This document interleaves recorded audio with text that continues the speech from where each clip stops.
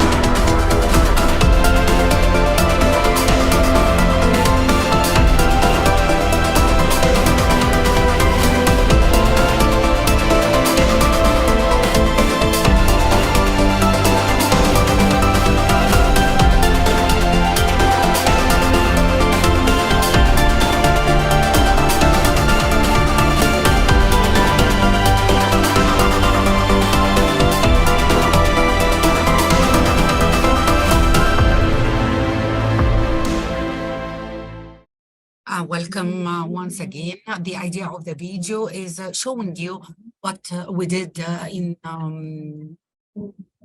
the auditing session. We are going to we will have representatives of two important institutions, the ECES and the CIB, and then later on we are going to talk seriously about the outcomes of the conference, and this will be done by Her Excellency Dr. Yasmine Fouad, the Minister of Environment, and Ambassador Wael Aboulmagd, the Special Representative of the COP27. Let's start first with introducing the representatives of the two institutions that work together. Let me start with Mr. Mohamed, Secretary General of ECES. Please, the floor is yours.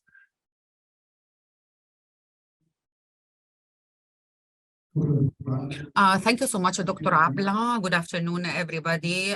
Please allow me to welcome you all in this meeting to follow up what was done after COP27, the cooperation between ECES and the CIB. I think that this was a very important cooperation, and as you saw in the short video, the number of the activities and the depth of such activities and the issues that were tackled, I think that this were very obvious for everybody, and I think that it's about time to see what was executed and what is the way forward from here.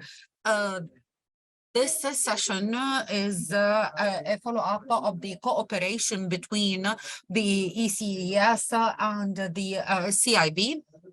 This cooperation started in July 2022 with the first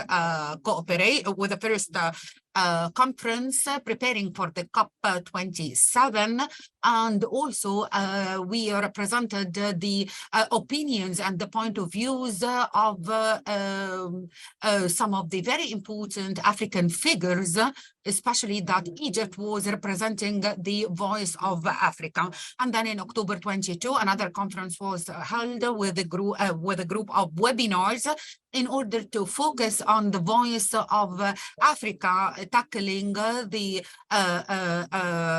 climate changes issues, the early warning systems, the small farmers. COP27 actually that was hosted by Egypt, and it was successfully and continuing in this cooperation. The conference of today is a following up to what was done after COP27 in the field of climate, especially Egypt and the African continent. I wish you a fruitful and a successful conference and in the coming sessions, and to have a continuous cooperation between all the parties toward the green transformation until COP28 will be held in Emirates. I wish you all the best of luck, and I wish to continue in the cooperation between the ECES and the CIB. Thank you so much for listening. Thank you, Mr. Mohamed. Dr. Dalia Abdel, A.Kader, Chief Sustainability Officer. And the first conference, actually, you were with us in the opening session, right? Yes, this is true. It's our pleasure to have you today. The floor is yours, please. Thanking you all for your presence, for joining us in this important session. It's a joint partnership between the ECES and Commercial International Bank. Actually, before we delve further into the dynamics of the discussions, I think we need to reflect on one question together, which is what is COP27 and beyond? I think COP27 was more than a successful global event hosted by Egypt. It brought us face to face with climate crisis, which is an existential crisis for all of us that impacts our growth, let alone our survival. So now as a nation, as a continent, or as a region, we realize what is climate change. And this brings me to another question. I had the privilege to attend more than one COP, and I've always been reflecting, how many COPs do we need to attend and go through prior to successfully dealing with the climate challenge? COP focused on 4 issues: climate mitigation, and humanity is witnessing the 5 warmest years on record. We are not there. When it comes to adaptation, we are not there. Even the Glasgow Adaptation Pact has not materialized because there has been a regression on part of developed nations, especially after the Ukraine crisis, and they couldn't honor their commitments.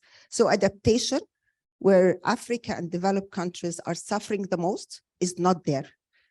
Loss and damage was one bright spot for COP27, and after 30 years of relentless effort to address this issue, COP27 successfully nailed it, concluded it, and I think this is something that give us confidence as developing countries that when we synergize the G70 came together and we managed to succeed with loss and damage fund.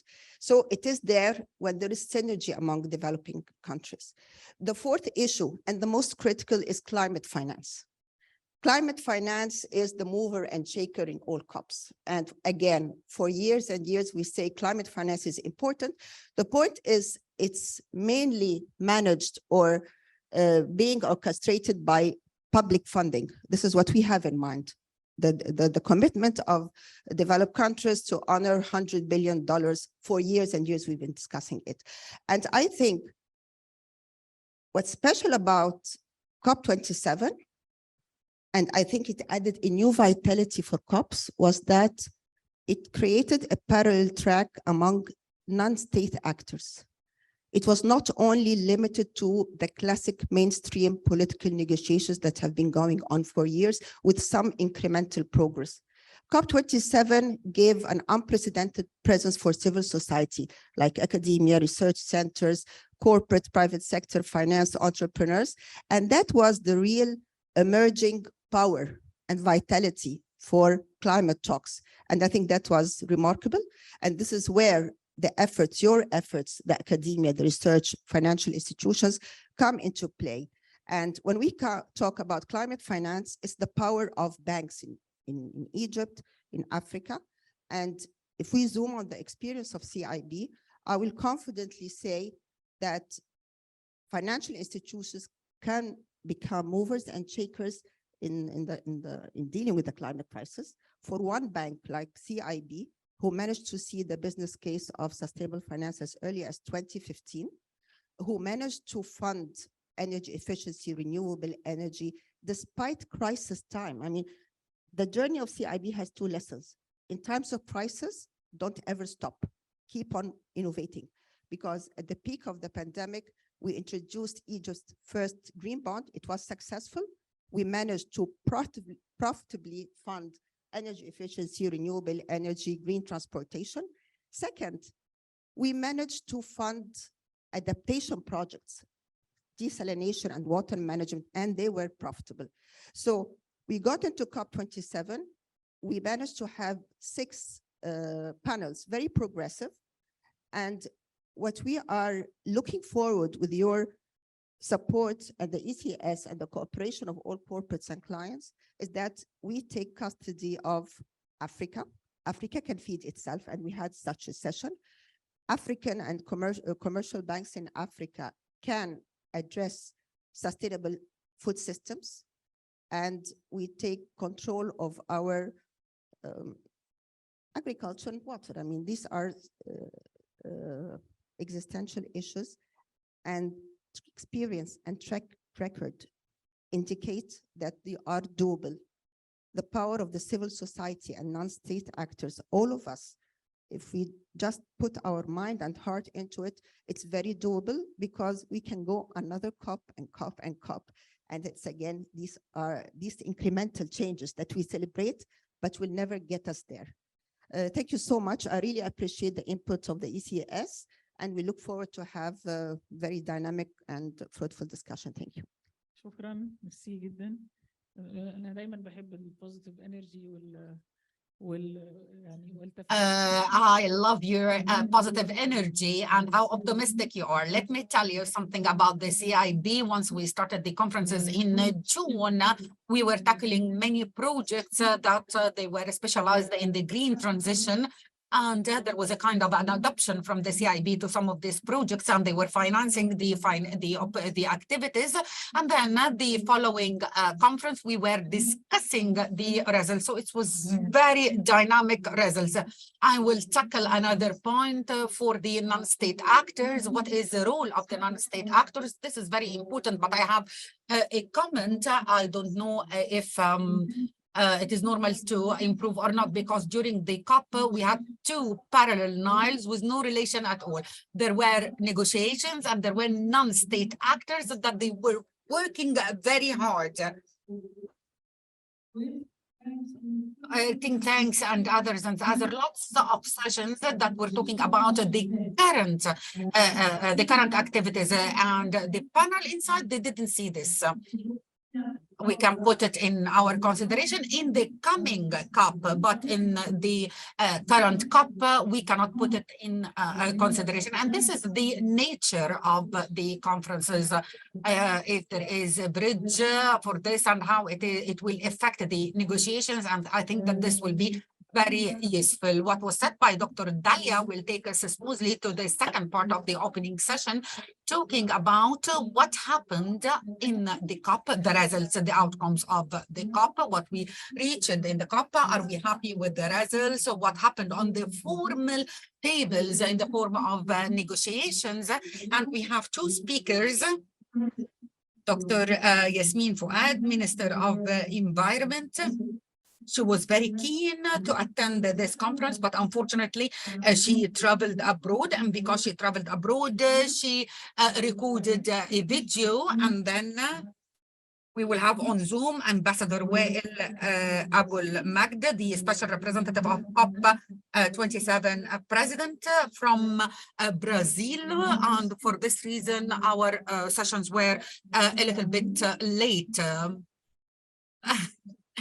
She's talking about the interpretation. He was the special representative of COP27 president. Please play the video of Dr. Yasmine, Her Excellency, the Minister of Environment. Please, the floor is yours.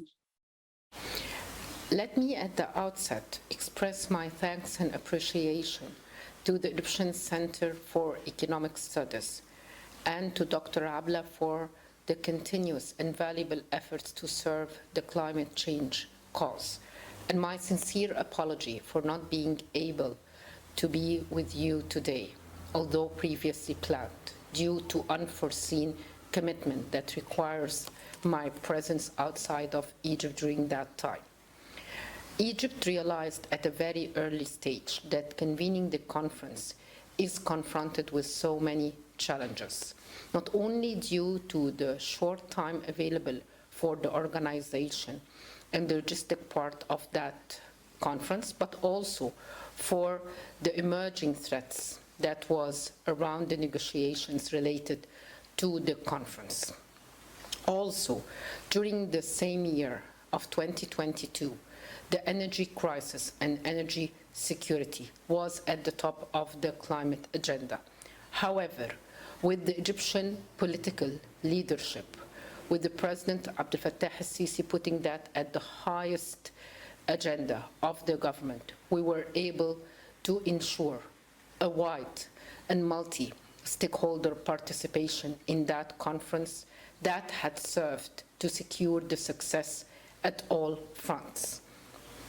If we are going to assess the results of COP27 in order to consider how we're moving forward from COP27 to COP28 and onward, I'd like to summarize the Sharm el-Sheikh results and the Sharm el-Sheikh implementation agenda through the following points.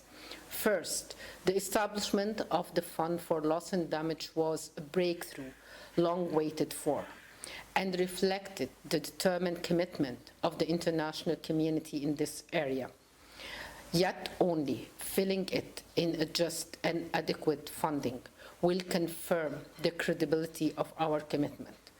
The conference has also witnessed a number of summits hosted by President al-Sisi, with the heads of states and government participating in this conference.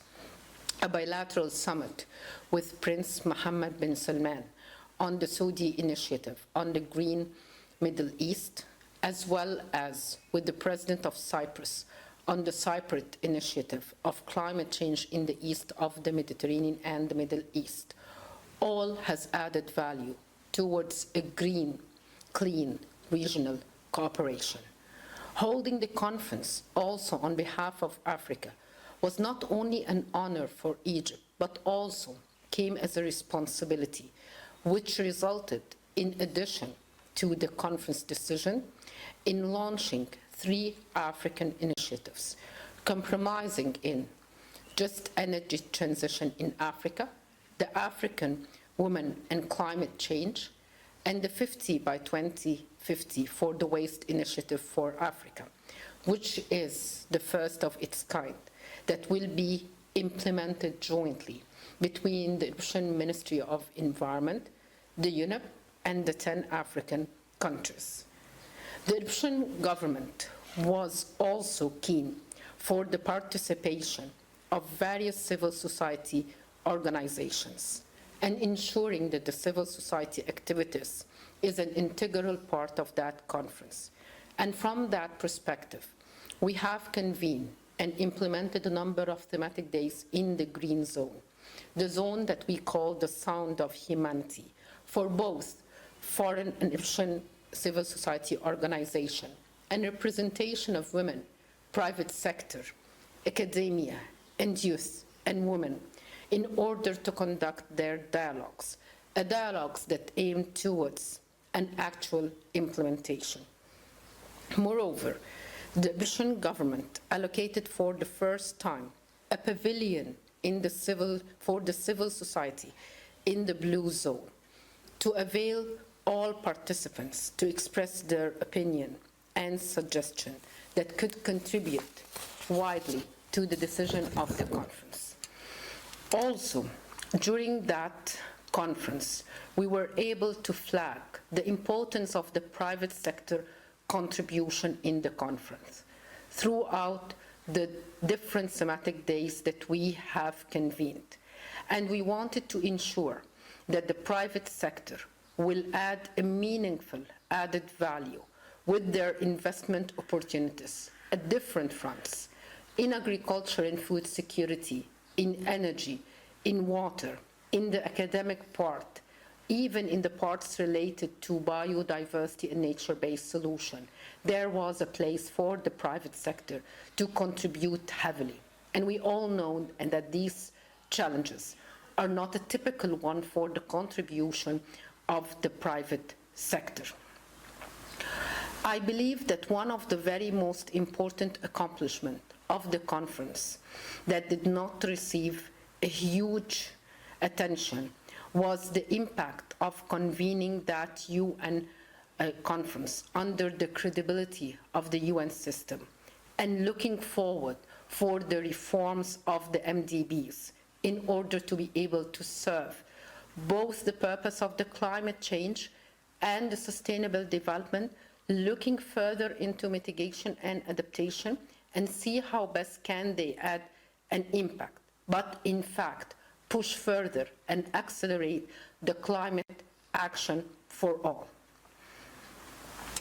In response to the Presidency's proposal to call on the multilateral development banks and the international finance institution to reform their practices and priorities and increase their funding and facilitate access to climate finance, came a decision to reform those institutions, but also to look at the architecture of the international financial system and its structure, which is also an important result that came out of that conference. Finally, Egypt does not consider that its role has come to an end or will come to the end by handing over the presidency during COP28, but rather a beginning of a new page in the multilateral environmental system on climate endeavor that will continue to hold high the implementation slogan all through the upcoming conference beyond COP28. To that end, we will engage in intensive consultations with our colleagues at the UAE, as well as international partners responsible for the initiatives, with a view to ensure that the actual results of COP27 is being implemented and is well articulated in COP28 in order to ensure a successful climate change progress, in order to ensure the sustainable management of our natural resources for all humanity living on the one and only planet, our planet, the Earth. Thank you very much, and wishing you all a successful deliberations.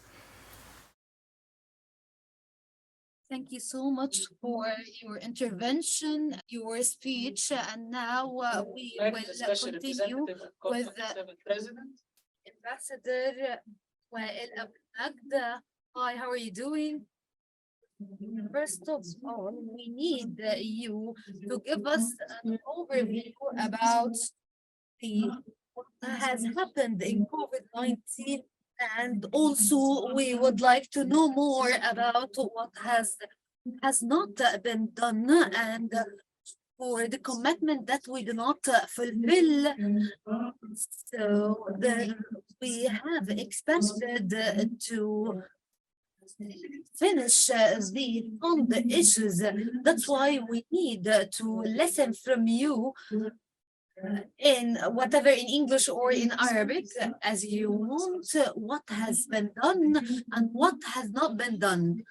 I need an evaluation from you about the results of the conference and what has been done throughout the conference. Thank you so much, Dr. Abla.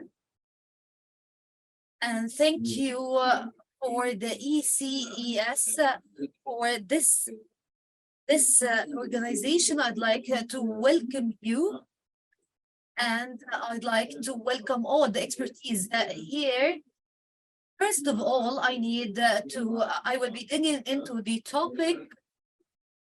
I'd like to praise the role done by ECES throughout the preparation phase and in COP27 and beyond.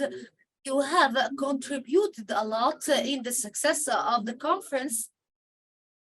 And also, we are very glad to contribute with you. And actually, what have been done in the conference was great, but we have to build upon this. And we have to praise the efforts done in the conference and thank all the contributing countries and all the countries that have participated. Actually, it is very difficult to finish our targets in one conference. So what we have done was great. But let us speak about key elements. First of all, is how could we display the problems of the climate change? We know that this is a worldwide problem, but we have displayed and we have presented throughout our conference the whole world in order to embrace the efforts done in order to mitigate the risks of the climate change, and also raise the awareness about the importance of preserving the climate and the reputation and all the repercussions of the climate change. Also, we had a special pavilion which was talking about the human capacity building, and this is very important because we need the development to all the sectors in order to be able to support the other countries in our journey towards mitigation the rest of the climate change. Also, we would like to state the fact that the COP27 or any other COP is an event for tackling the problem and then find means of mitigating the risks coming from the problem. We cannot demolish the problem. Instead, we are finding solutions in order to stand and remove all the obstacles that hinders us to reach our target. Also, each COP we have is presenting a new issue and starting to tackle the problem, and the futuristic COPs will be based on this COPs. So we would like to say that the previous COP was the foundation to us, and the other COP and the futuristic COPs will be the future, and we will be complementary to each other's. Actually, this multilateral conference has started in order to be a response to the call from the whole world to start to consolidate and gather the efforts together to support the whole world in their journey to mitigate the risks coming from the climate change. Also, we had a great presentation. We had a great audience because the majority of the audience were stakeholders. Were coming from other countries, from other entities who are presenting their entities on behalf of them in this conference. And having all these stakeholders, we have contributed with each other. We have talked with each other about the problems arise and the suffering that they have suffered in their countries. We had explained a lot, and we had listened from the lesson learned from the other countries, and in an institutional frame, which was great. And the ultimate target was the climate change and how to stand in front of the climate change. So the future COPs will be based on the results coming from COP27. Also, these events are the linking thread between the real life and the governments, which play a great role.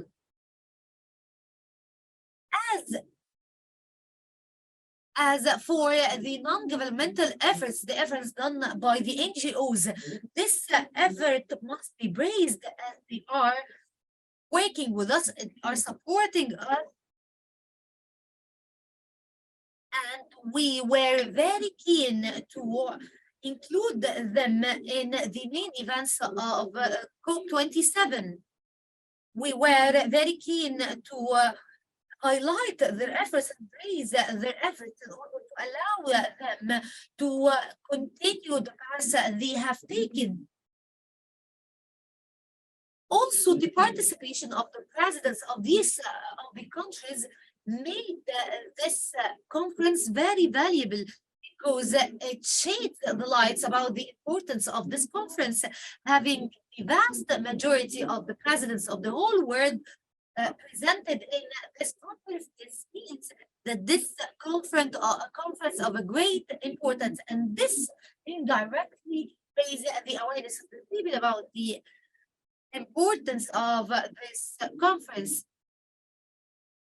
In addition to the international organizations, the UN, all the organizations and all the governments participated in the conference made the world know the value of the COP being a conference related to the climate change and raising the awareness about the importance of stance before the climate. Also, we had discussed a lot about a very important point, which is the opportunities of interacting with other countries. These topics are very important, the interactive topics that made us evolve together. Let us speak briefly about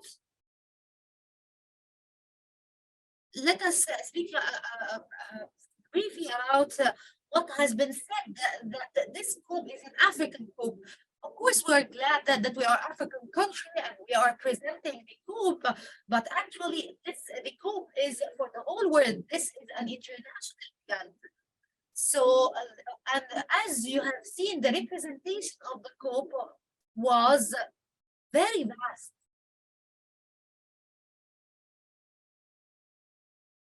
Also, I'd like to talk about the adaptation. The adaptation is a very important point. how to adapt with the climate change and the risks coming from the climate change. After the speech done on 11 November of 2022 of the President Biden in his speech in COP27, we started to talk about the adaptation. He has spoken about the adaptation, and this is an event meant for adapting with the climate change. So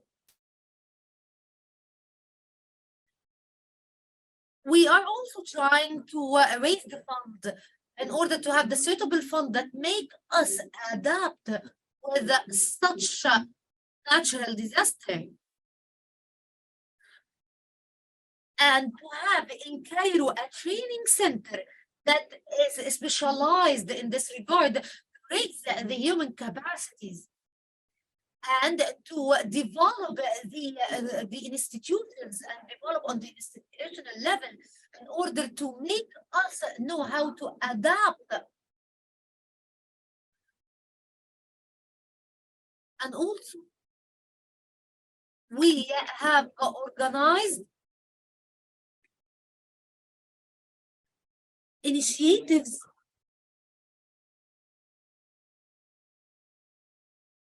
that was launched by the Minister of the International Cooperation. This is a very effective initiative that is related to the safe energy transition.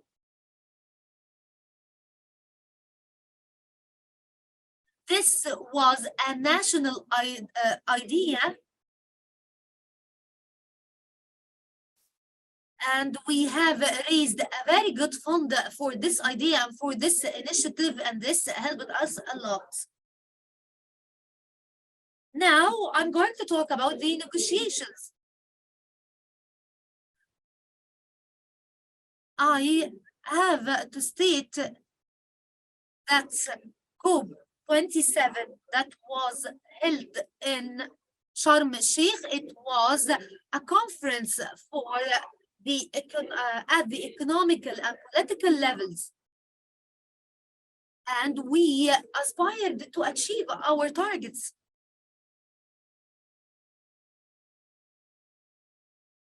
So our economical targets is to talk about what has been done before COP27 and what we will do after COP27.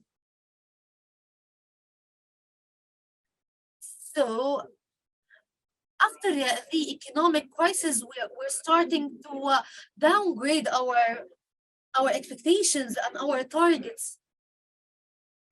So the economic crisis hinders us to achieve our targets. And also, we are working in order to enhance and cement our international cooperation and relations between us and the other countries. With the other countries,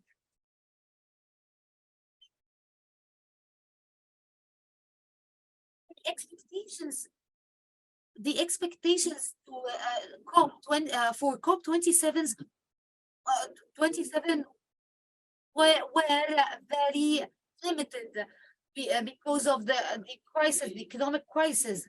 But I have seen that they achieved good results. So let us talk about the mitigation. Mitigation is not something easy.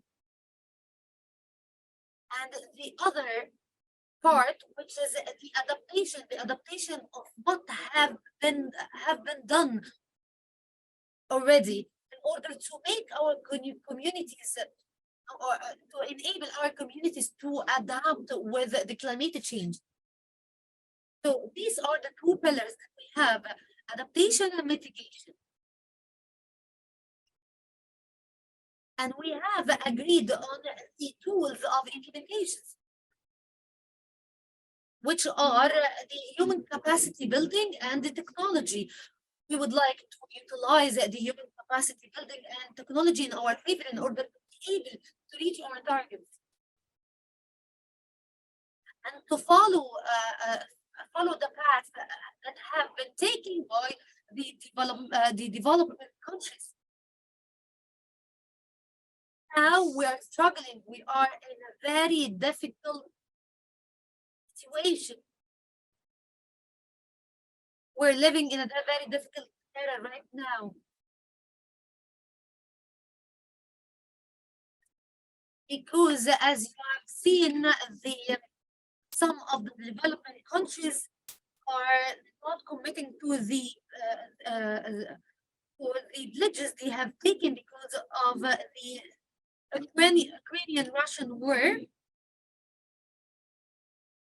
الجانب الآخر إنه الكفر Also, اللي بتصدره دولة الرئاسة what بالتنسيق has والتطور من been كل الدول done وبيتم اعتماده بالإجماع تضمن فقرات during لا the تقل بأي حال من conference الأحوال عن اللي كان موجود في جلاسكو، بل نقلت الكثير منها من الالتزامات من اللي كان موجود في جلاسكو.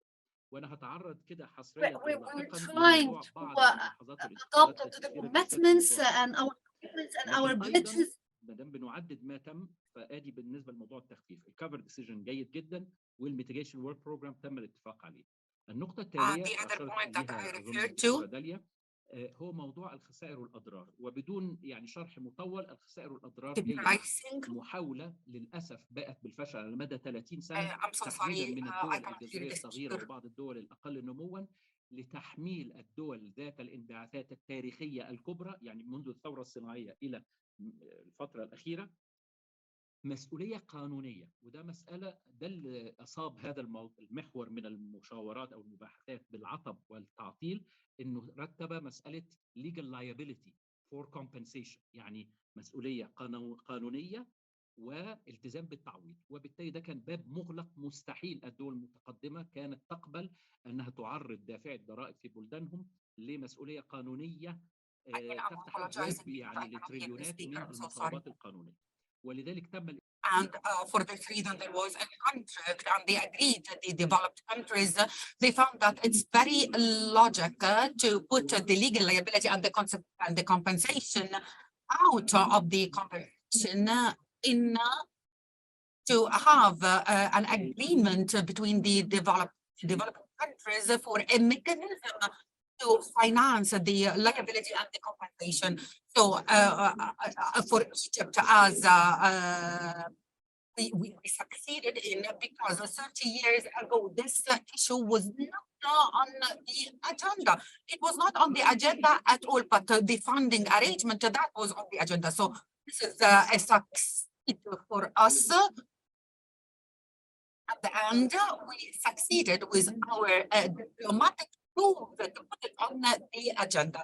So we were very ambitious to do this, moving up to the next level that we agreed.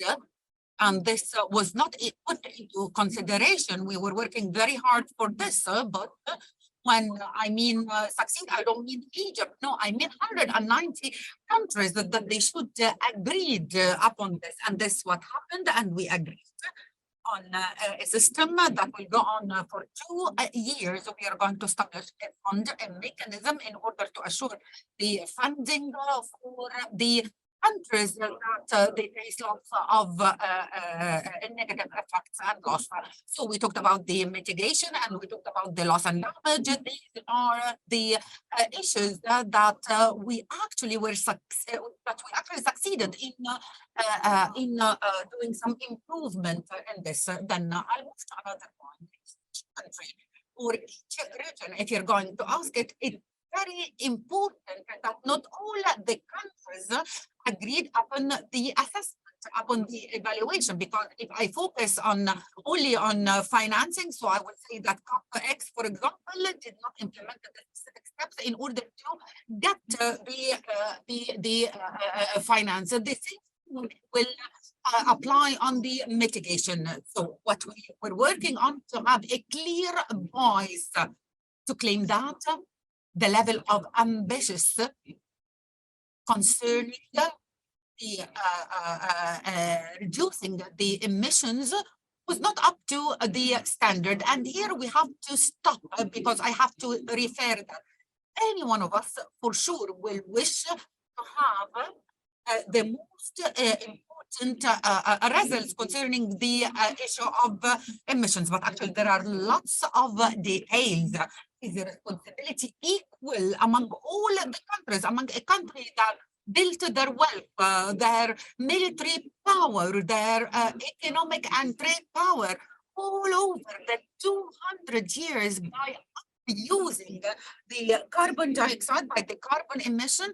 This will be equal to a country that only implement the mechanism of development only 2 years ago. And from here, the problem is created. We have to differentiate. Can you hear me? Can you hear me? Can you hear me? Yes, yes, please, go on. So are the two countries are equal? No, for sure. So here we are talking about equity and common but differentiated responsibilities. Common, I mean all the countries all over the world, they are committed, they have responsibilities, but actually there is a difference in this responsibility. I cannot say that the countries that they are responsible for the emissions can be equal with the responsibilities and the commitment with countries that they are suffering from the loss and damages. So here we have to face the countries by this equation, and we have to respond to him with all politely and with all the facts and the reality. We found that many of the countries, they failed to be committed to the outcomes of COP26. We found an energy and a food crisis, a real crisis that many countries are suffering from. Is it possible to find that Egypt will be will convince the countries to take more steps than the steps that they implement from the previous COP? This is not logic. This does not make any sense.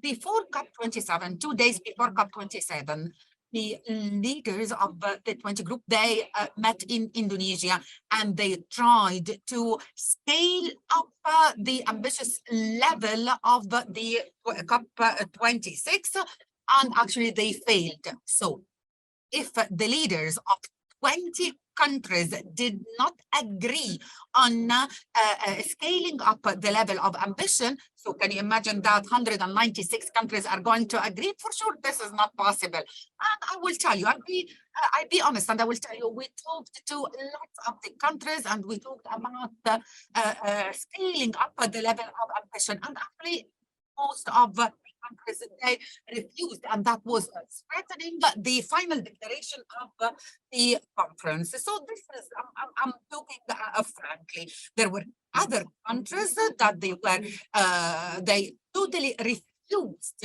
to be asked to be committed to more points. A final point that I would like to refer to, which is related to a general point in the whole process of negotiation. Justice,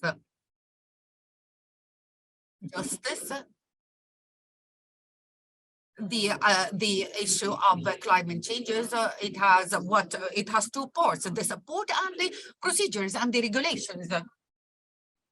I cannot say that the developing countries they have to reduce the emissions, and the other phase of this equation is to have proper funds.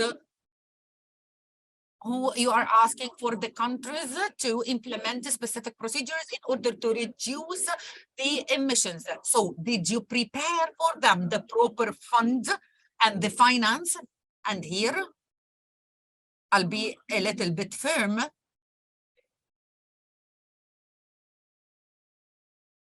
Financing, the climate finance is always going to be the obstacle in front of solving all the climate problems and the climate challenges, because you actually force the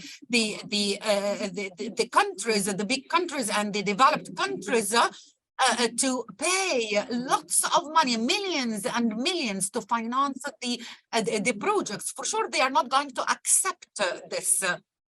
and this financial resources will never be available. And in spite of this, these countries, they are now working, talking about private finance, and the private finance actually is a big problem. The developed countries, they don't need loans. They cannot take the burden of the loans.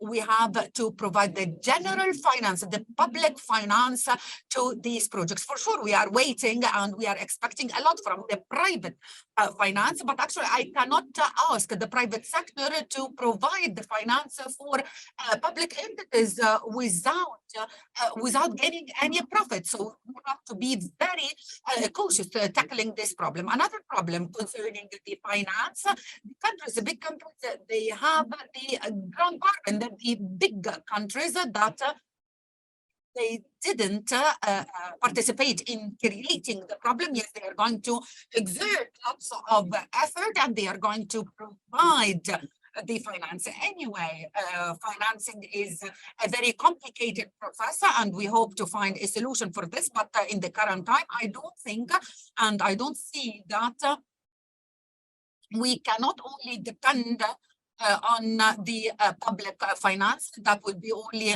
$100 billion or euros, and try to find other sources for combating climate changes. Before I conclude, I wanted to refer to the way forward. First of all, the system will be as it is in the coming future. The situation between the developing and the developed countries will be the same in the coming future. And the problem will be the same in COP28, maybe after also COP28. And actually, we have to be very keen to unify our voice, and that what happened in the loss and damage negotiation. In another point is, which is also very important, which is related to the international trade. Sorry. The strong countries are going to use the climate problems and challenges as obstacles in front of the international trade.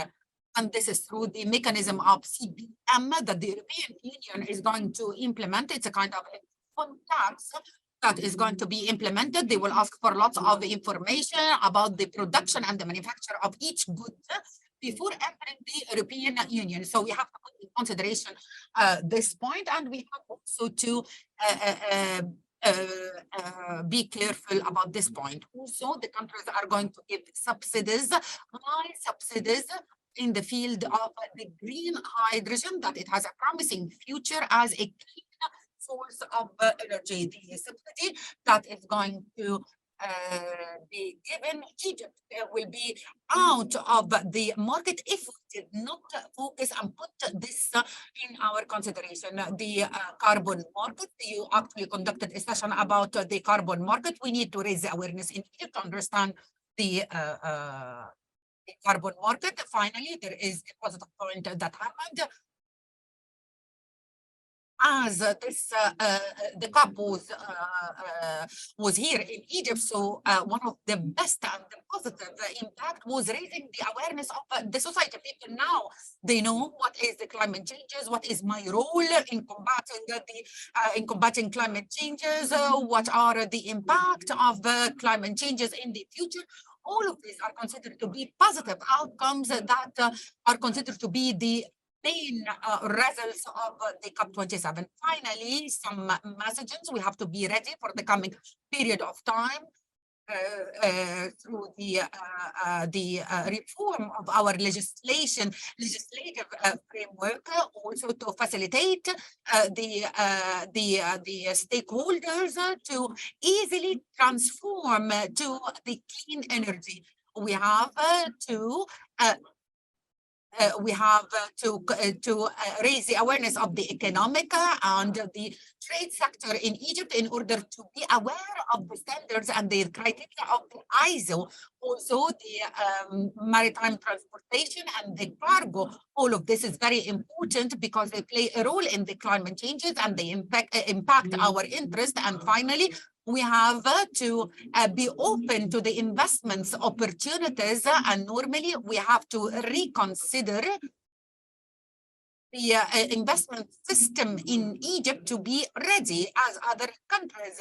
There are countries that they are ready now in order to attract investments through incentives, offering incentives like the USA in the the IRA in the USA that was passed in the Congress. They are working now on attracting the European business and the European investment opportunities.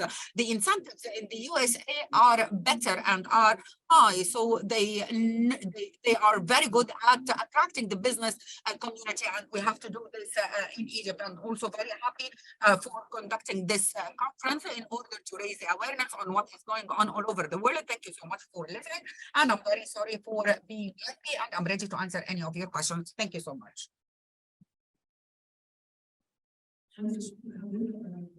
Thank you so much for your sufficient explanation for what have been done in COP27. What we need to shed the light on. We're very glad that Egypt has served Africa through this conference, and also the loss and damage fund we have reached, but we need more. What is I am inferred from your speech that we need to have a louder voice.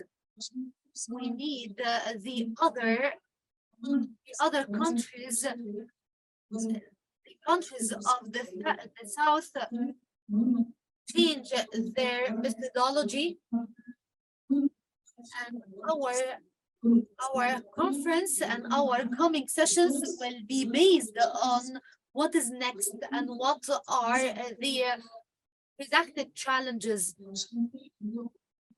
and the opportunities that will be coming and emerge from COP27. We do not want to slow down. We would like to gather the efforts and work fastly and rapidly in order to cope with the latest changes. Thank you so much. I will not open a room for questions, unfortunately, because we're running out of time and we need to abide by our schedule. But in the coming sessions, we will tackle all the points proposed in your speech. And also, we would like to state the fact that this is a closed cycle, so we're going to tackle all of these points. We will start immediately in the coming session, which is related to the opportunities for the North and South countries. We wish, if you have any opportunity, maintain with us. And we would like to have you and have your comments throughout the days. Thank you so much, and thank you for Mr. Dr. Yasser and Dr. Dalia for the opening session. Now we will be starting with the coming session.